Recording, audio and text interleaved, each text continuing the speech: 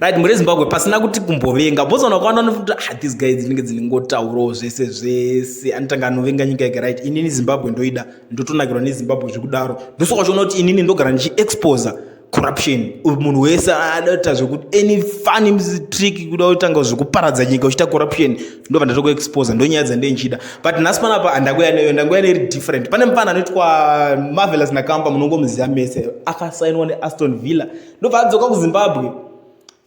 Ndobva anotorwa mafoto naPresident Idi Mnangagwa, but zvakarwadza mwoyo yemaZimbabwe, kunzi vanhu vaimusapota nemwoyo yese.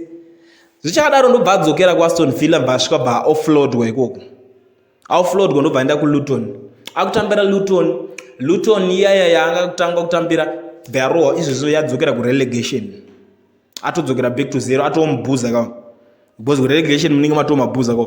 Okay, muri Zimbabwe nyari pamundeda iso. Inangu handisi kuti Mwari akamutonga.